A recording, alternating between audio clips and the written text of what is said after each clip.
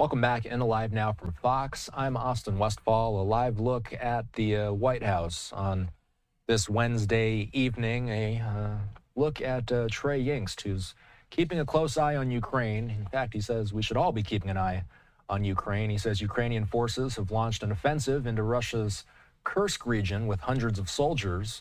A cross-border raid of this size is uncommon and puts a lot of pressure on Russian President Putin. Hal Kempfer still standing by with us to break this down. Hal, as always, we appreciate you sticking by with us. It's not every day we see a Ukrainian offensive into Russian territory, correct? Very unusual. They have done some things. Now, I should distinguish between Ukrainian troops, regular Ukrainian troops, and what this might be. The initial report is it was an anti-Putin militia. These are Russians that came to Ukraine. They formed up in a military or paramilitary formation, and they've gone north. Now, we have seen something like this. They did do a run going up to Volgograd earlier. They kind of ran around up there and caused the Russians to react and move the forces around. This could be much of the same thing. They have equipment that Ukrainians provided, training, everything else, logistics, and they're ostensibly under the control of the Ukrainian Intelligence Directorate. But what's interesting with this is they keep saying Ukrainian incursion. The Russians are saying it's Ukrainian forces, and the Ukrainians haven't been completely denying that it might not be some of their troops that went north. A very smart move, because what it does is they found basically a vulnerability, a gap, if you will. And you may recall the Russians did kind of the same thing with Kharkiv Oblast, where they pushed forces south. The Ukrainians stopped them cold, and then they've been pushing up back north out of Kharkiv Oblast. This is kind of the same thing, except this looks more like a traditional raid. They ran across the border with about a battalion plus, about 1,000 or so troops with armored vehicles, some of them very fast-moving Stryker vehicles, it was reported. And they ran up north, blasted through the border checkpoint, the border guards, and they took a number of Russians prisoner. And I don't know if they're going to spend any time up there. I think what they're going to do is just turn around and probably come back like they did last time. But it really embarrasses Putin. It embarrasses Russia.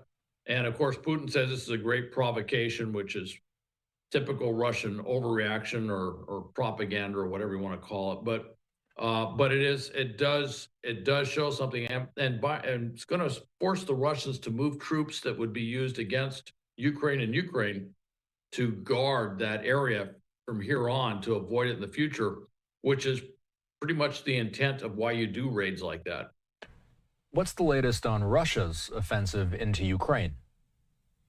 Russia's offensive in the east, they are making gains. They're making about 2 square kilometers per day.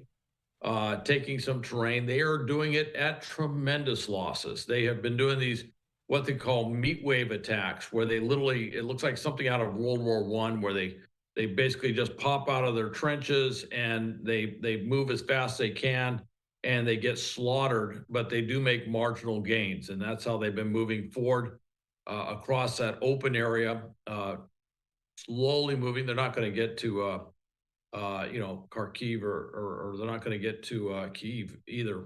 But they are making some gains in this. But there's stuff happening around it, which is, the naval war has essentially been won by Ukraine. And that's one of those things that's really slowed them down.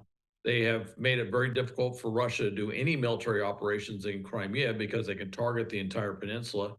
So that's a big plus as well. And then there was a report that I'm not getting specifics on that sounded like Ukraine was making a little ground in Kherson, maybe around the Dnipro River, may have done an amphibious crossing.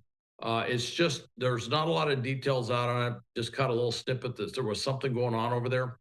And so it may be that the raid in Kursk Oblast might have been to divert Russian attention from what they were doing completely on the other side of the Russian area of responsibility, or the Russian area, I should say, that they control on the other side, and maybe cause them to move some forces or move some key units or something in a way that would debilitate their ability to defend that area. So Kind of interesting. I should mention that the incursion into Kursk was about 10 to 15 kilometers, which means that it was probably covered by artillery support within Ukraine.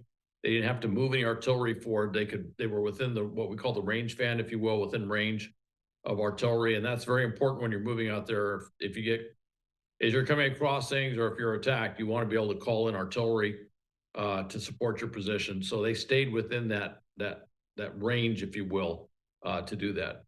All right, Hal, we will leave it there for now. As always, we appreciate you. Take care. Have a good night.